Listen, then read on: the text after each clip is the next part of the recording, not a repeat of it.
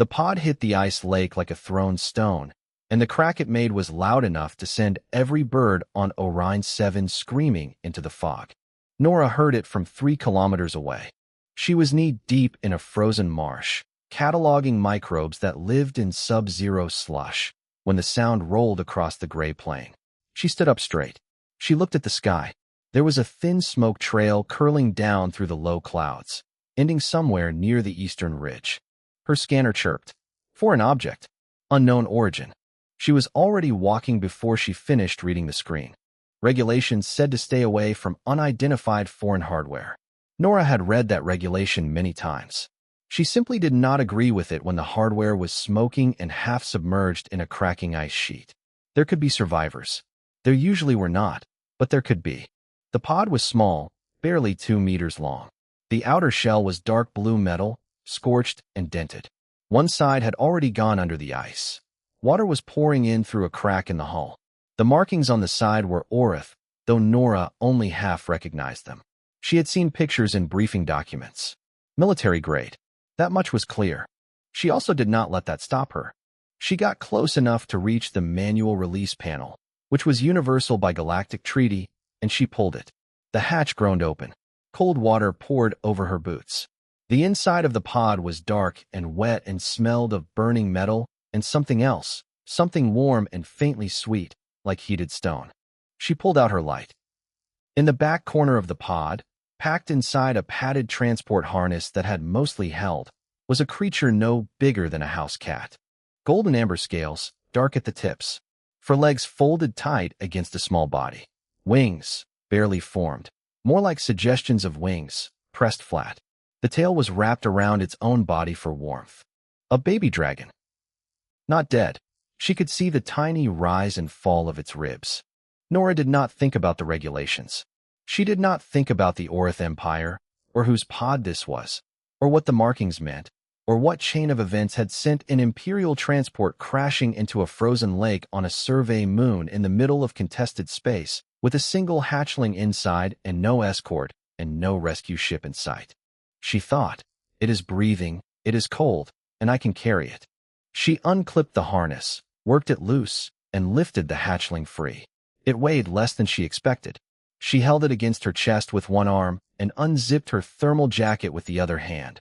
Not easy to do one-handed in the cold, and then she wrapped the jacket around it. The hatchling shivered once, and then was still. She walked back to camp. It took her an hour. The fog came in thicker as she walked, and the ground was uneven, and her scanner kept trying to send an automated alert that she kept dismissing. When she finally pushed through the door of the field station, Dr. Arano looked up from his workstation and saw the bundle in her arms and went very pale. "What is that?" he said. It was not a question. Hatchling. Found it in a crashed pod by the eastern ridge. She set the bundle down on the examination table and started checking vital signs. Pod is Orcs. Military grade. No escort. No beacon. No rescue signal that I could find. It was taking on water. Arano had crossed the room. He was looking at the markings on the harness she had set aside. His face went from pale to the specific white of someone who is trying to calculate how much trouble they are in. "Nora," he said, slowly, "do you know what those markings mean?" "Military. Imperial class. Imperial clutch transport." He set the harness down. "These are used for one thing. Moving hatchlings from the Emperor's personal line." He took a breath. "You may have just picked up a royal heir." Nora was listening to the hatchling's heartbeat through her scanner. Stronger now. She adjusted the thermal wrapping. "I picked up something that was drowning." "That is not the point." "It is the only point that matters right now." Arano opened his mouth to say something else. He closed it. He looked at the hatchling again. The hatchling opened its eyes. They were violet. Deep violet, clear as glass, and they moved directly to Nora's face and stayed there. It made no sound. It did not flinch or bite or scramble away. It simply looked at her with those violet eyes, and then it lifted one small clawed foot and pressed it flat against the back of her hand. The warmth of it was startling, like holding your hand over a candle flame, but gentle. Nora looked down at the small golden creature holding onto her hand, and she thought, "I am going to call you Sola." She did not say it out loud yet. Behind her, Bryn walked in from the equipment bay, 4 arms full of calibration tools, stopped completely, and stared. The tools stayed in all four hands, forgotten.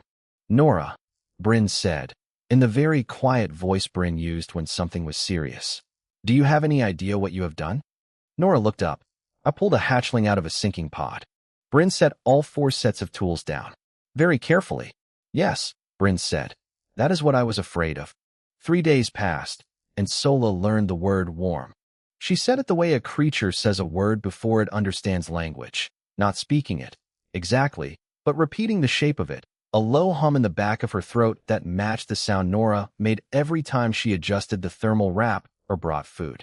It was not quite warm. It was the idea of it, but it was close enough that Dale stopped in the middle of the corridor the first time he heard it, looked at Nora, and said, "Did she just?" "Yes," Nora said. "That is not supposed to be possible." "I know."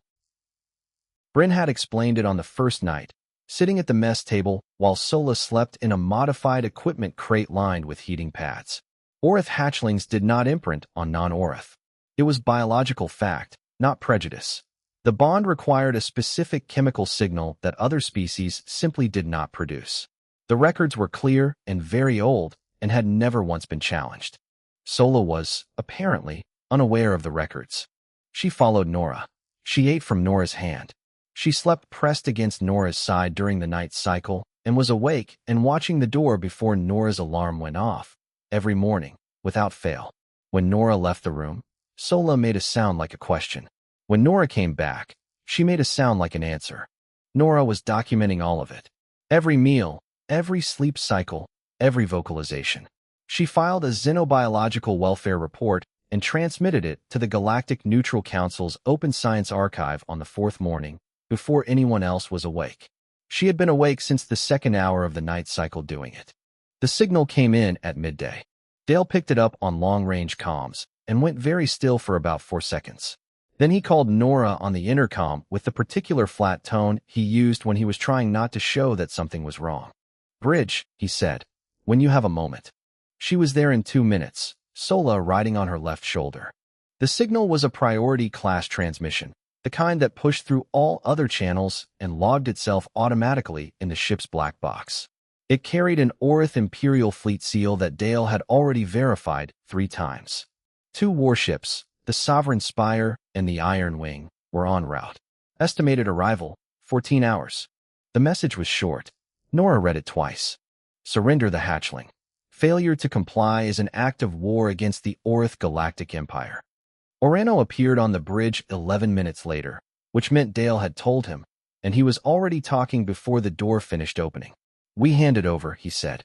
"We explained that we found it, that it was in distress, that we were following standard rescue protocols, and we handed over, and we fly away, and this is over." Nora said. "What?" "Sola is not in it." Orano closed his eyes for a moment. "Nora, there are 2 warships coming. Imperial class. We are a survey vessel.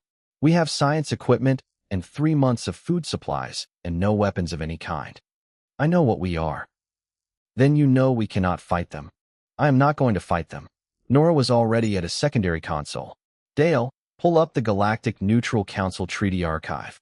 I need the pre-contact protocols, specifically the section on biological welfare claims." Dale pulled it up. He found the section in under a minute, because Dale was excellent at his job, and then he read it, and his eyebrows went up slowly. "The claimant protocol," he said. "Read it out loud." Dale read it. It was old language, formal and long, but the core of it was simple enough. If a creature of protected species bonded to a non-member being through documented first contact under distress conditions, the non-member being gained legal standing as a provisional guardian. The bond had to be witnessed. It had to be documented. And it had to be transmitted to the Neutral Council before any claim of removal could be processed. Nora's transmission, filed that morning, was already in the Council's open archive. Orano sat down slowly. "You knew," he said. "I suspected. I looked it up the first night." She finished what she was doing at the console and turned around. "The protocol is 300 years old. Nobody has invoked it because nobody has needed to. But it exists because the people who wrote galactic law believed that a bond was worth protecting." She looked at Sola, who was watching her with those violet eyes. "So do I," Bryn said, from the doorway. The two warships are not going to care about treaty law.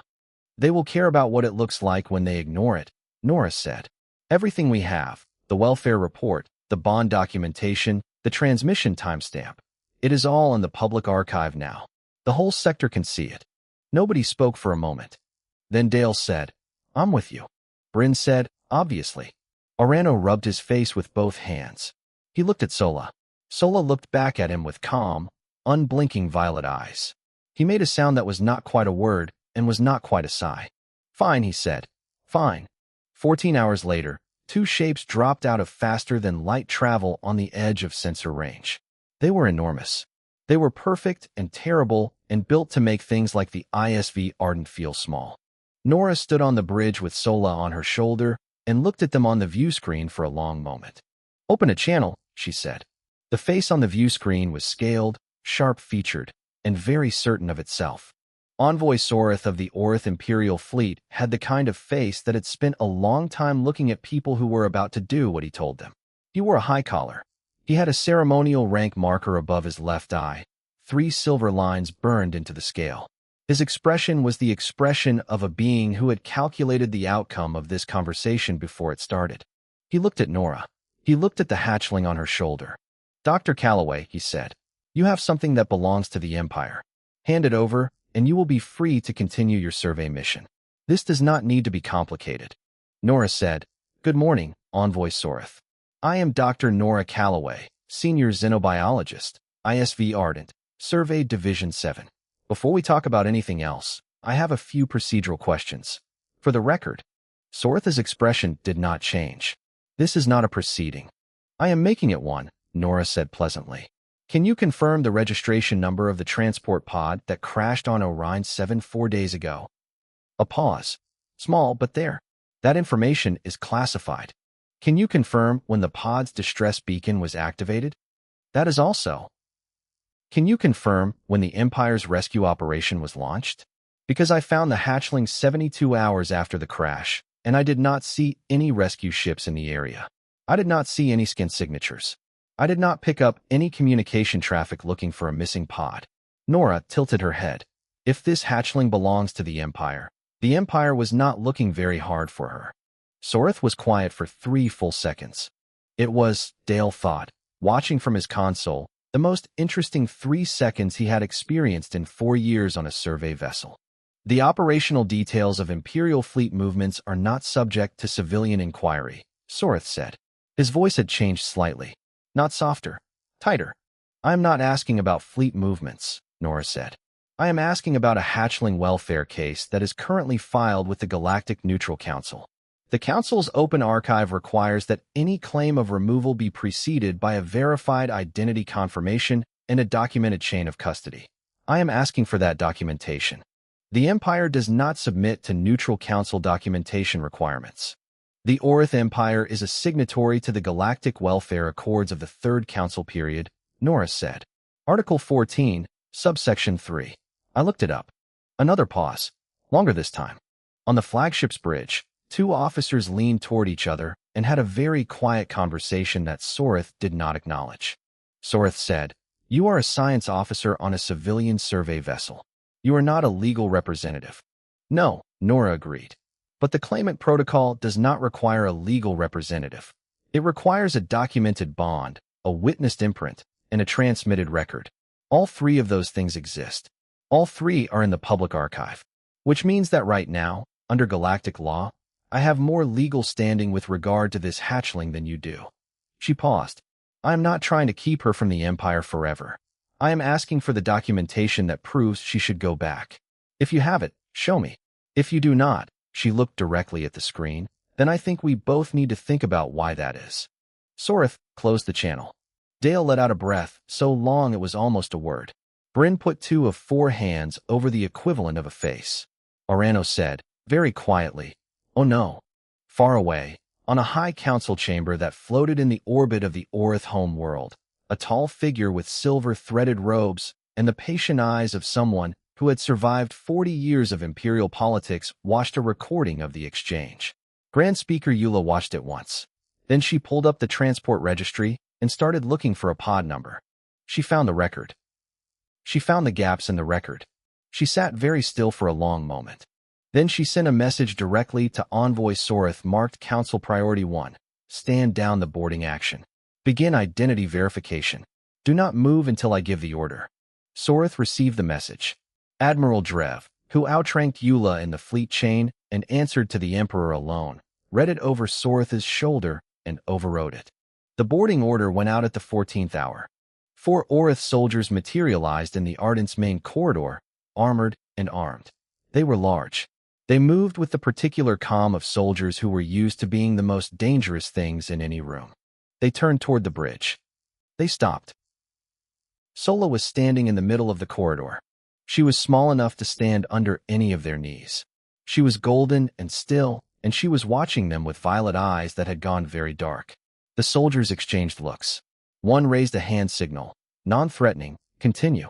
Sola lowered her head. She spread her wings. They were not large wings.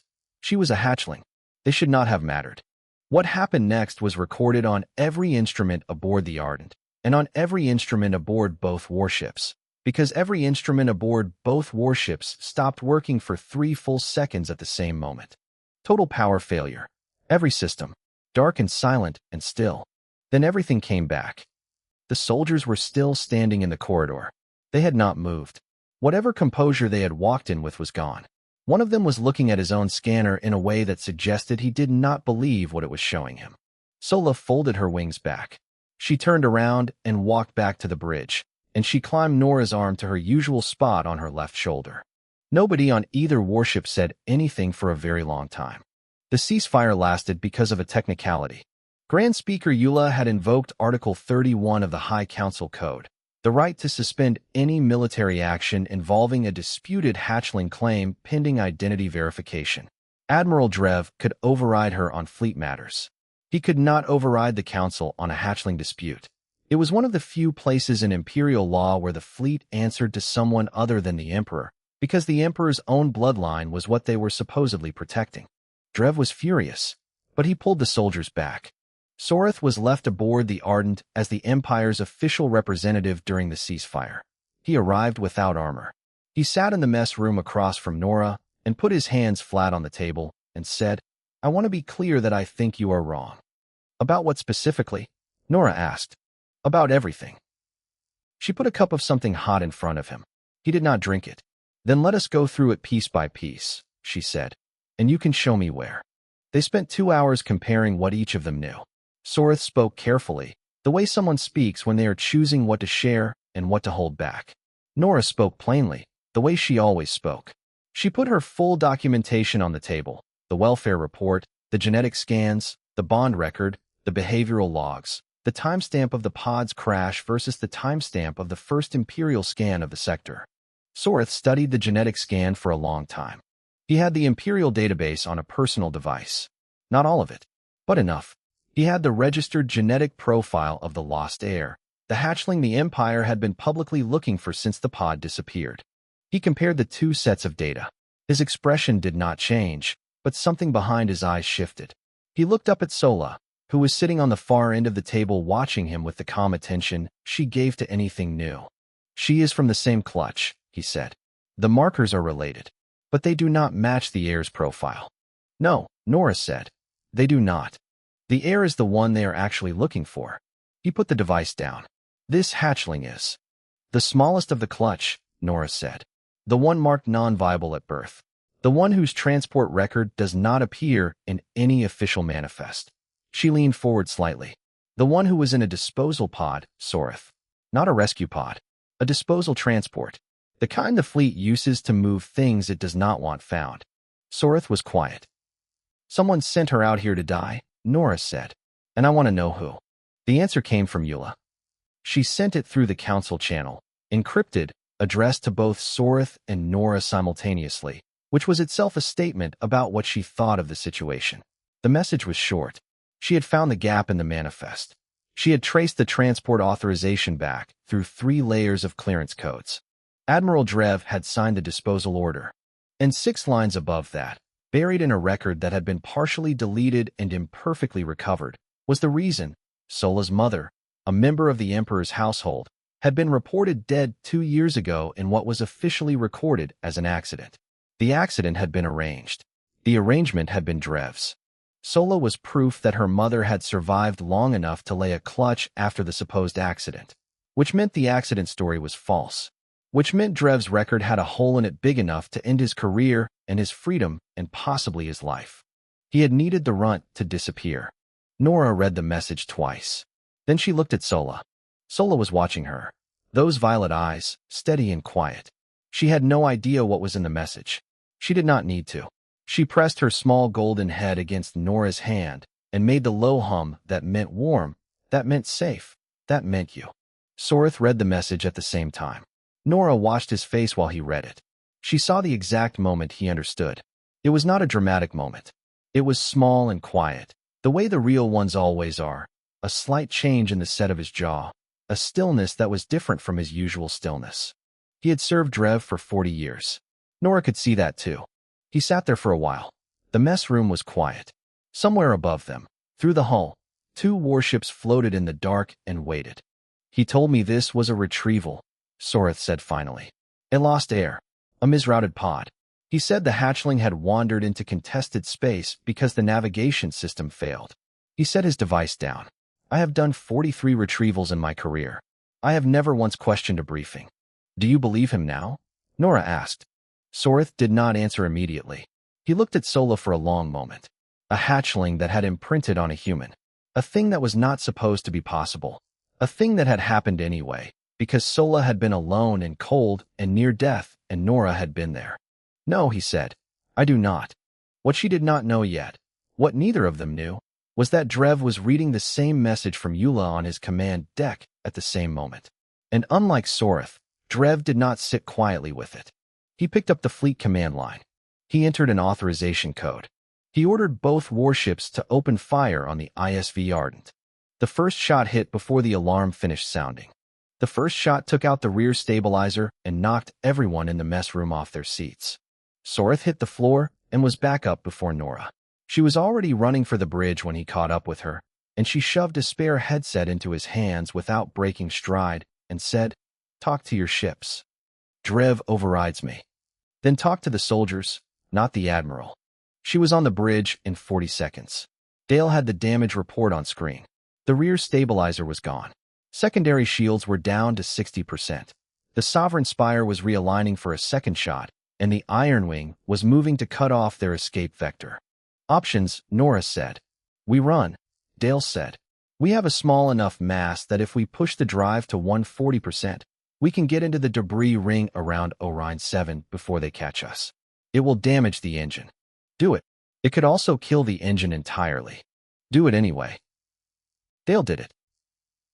The Ardent shook hard, and then shot forward, and the second shot from the Sovereign Spire missed them by less than 200 meters. Bryn appeared on the bridge from below, her arms moving in 4 different directions across 4 different consoles. I have an idea, Bryn said. Tell me. The survey drone fleet. 30 drones, standard ice sample collectors. If I program them to fly into the debris ring and start breaking ice chunks, I can create a navigational hazard field. The warships are too large to follow us in without slowing down significantly. How long to program it? 8 minutes. You have 5. Bryn left the bridge at a pace that was fast for a 4-armed alien. Nora turned to Sorth. He was on the headset, speaking quickly in Orith, not to Drev, she could tell from the tone, but to someone lower in the chain. She let him work. The Ardent dove into the debris ring of Orion 7 with the engines screaming and the hull shuddering with proximity warnings. Dale flew it like he was angry at the ship, cutting between ice boulders that were each the size of a building, using the navigation thrusters in ways that the manual said not to. The Iron Wing tried to follow and immediately slowed. The Sovereign Spire stopped at the edge and started taking long-range targeting solutions. Bryn's drones launched at minute 6. 30 small silver machines scattered into the ring and started doing what they were built to do, breaking ice. Large ice. Fast. The chunks they released began to drift in unpredictable directions, which was what ice did in low gravity, which was why navigating in a debris ring required slow, careful movement if you were a ship the size of a warship and did not want to take hull damage. The Sovereign Spire's targeting solutions kept losing lock. Nora was broadcasting the whole time. The Ardent's long-range transmitter was running at maximum power, pushing everything. Eula's message, the genetic data, the disposal pod records, Sorith's testimony, the timeline. Out on every channel in the sector, including the Orth military frequency. She was not asking for help. She was making the situation public on a scale that made it impossible to clean up quietly. On the Sovereign Spire's crew deck, soldiers were reading the broadcast on their personal devices.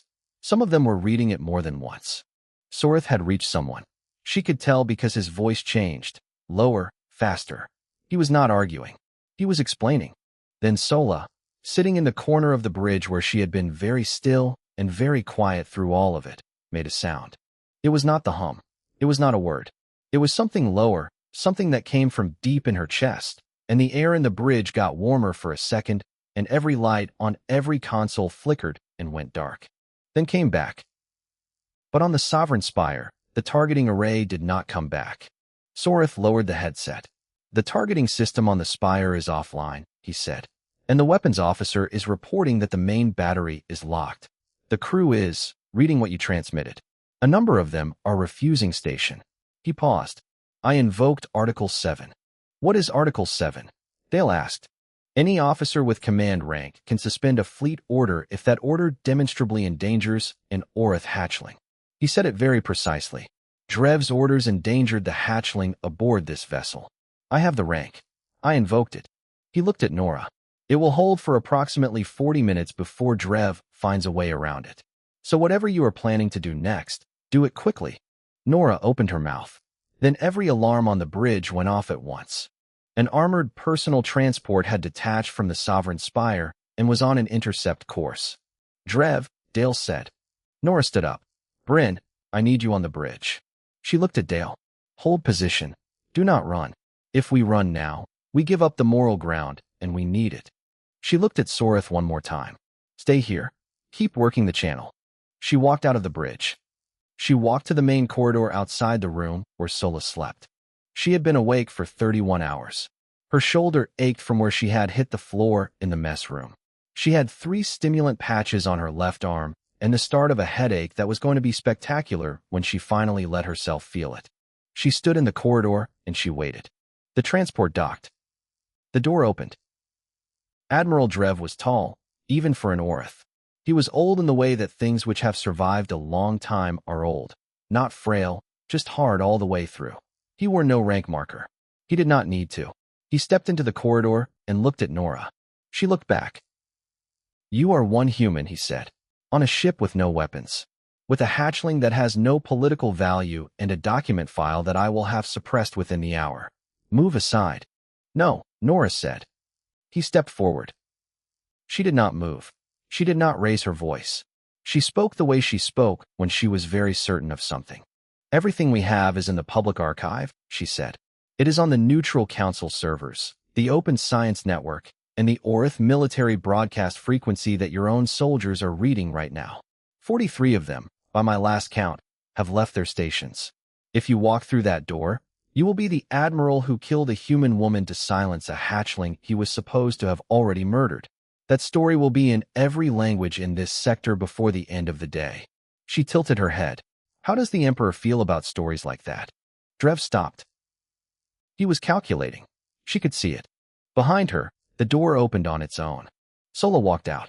She was the size of a large dog now, growing faster than Nora expected, and she walked to Nora's side and sat down and looked at Drev with dark violet eyes.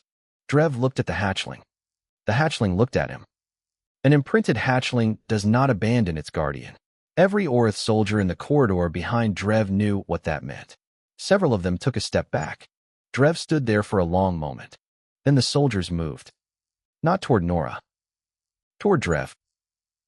Nora sat down on the floor because her legs had decided they were done. Sola climbed into her lap.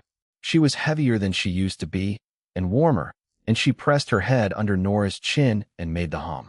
Outside, a Neutral Council shuttle was already on approach. Dale's voice came over the intercom. Nora, we have company. Council ships. A lot of them. Good, Nora said. From the floor, with a dragon in her lap, and a headache coming in like a tide. Good. 6 weeks later, Nora was late to a council hearing because Sola had eaten her left boot. Not destroyed it, eaten it. The heel, one buckle, and a substantial portion of the toe.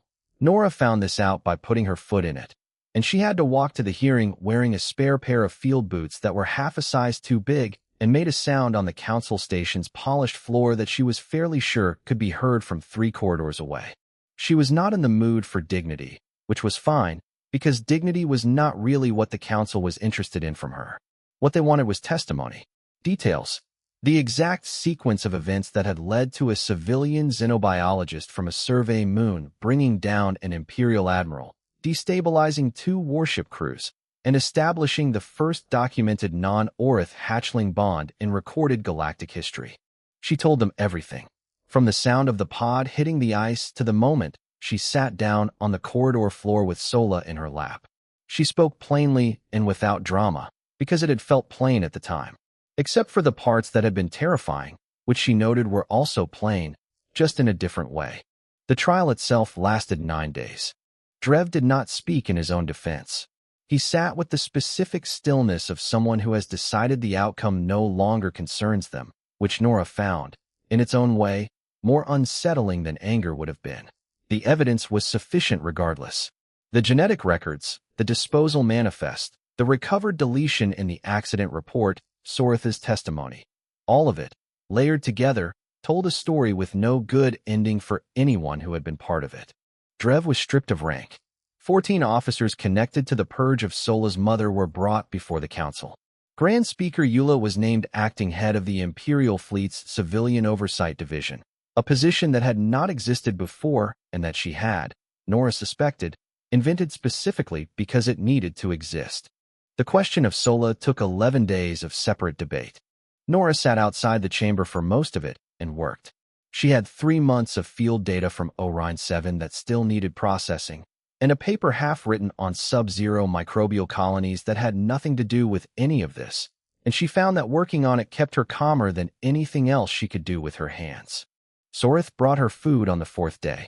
He sat down beside her on the bench outside the chamber and said nothing for a while, which she had come to understand was how he communicated that things were going reasonably well. Eula is arguing for the protocol, he said eventually. I know. I read the brief. 12 of the 15 council members have signatory histories on galactic welfare cases. The other 3 are complicated. He looked at the door. Eula is very good at complicated. Nora looked at him. Why are you telling me this? He thought about it. Because you spent 4 days not asking, he said. She almost smiled. I was trying to trust the process. That is very unlike what I was told about humans. We can surprise you. The vote came on day 11, 12-3. Provisional guardian status, granted under the claimant protocol, to Dr. Nora Calloway of the ISV Ardent Survey Division. The documentation specified that it was the first such status granted to a non-Orth being in the 3 centuries since the protocol had been written. When the door opened and Eula walked out and simply nodded once, Sola, who had been sleeping in a travel crate beside the bench with her tail curled over her nose, woke up instantly and looked at Nora. Nora put her hand down. Sola pressed one golden-clawed foot against it. The offer from the Council's Xenobiology Division came the next morning. A real posting, a real lab, a budget, political protection, and the kind of institutional backing that meant her work would be taken seriously in places it had not been before. Nora read the offer letter 3 times. Then she wrote a counter-proposal. She kept the posting. She asked for a research mandate that included continued fieldwork with Sola, a full documentation project on the imprinting phenomenon, and the permanent assignment of Engineer Bryn and Navigator Dale to her team. She asked for it in the same calm, specific language she had used with Sorith on the Ardent, and with Drev in the corridor, and with the Council in the hearing room. They agreed to all of it. Orano appeared in her office on the last day before the Ardent was due to depart, and stood in the doorway for a moment, and then said, I would like to be on the team, if that is still possible. Nora looked up from her desk. You wanted to hand her over. Yes, he said. I was wrong. She considered him. He had, in the end, chosen a side. It had taken him longer than the others, but he had chosen. Fine, she said. You handle budget reporting. He nodded. He looked like he might say something else, and then he left. That was enough. On the last evening before departure, Nora went to the observation deck. The station had a long window on the far wall, a full view of open space, and Sola liked it there.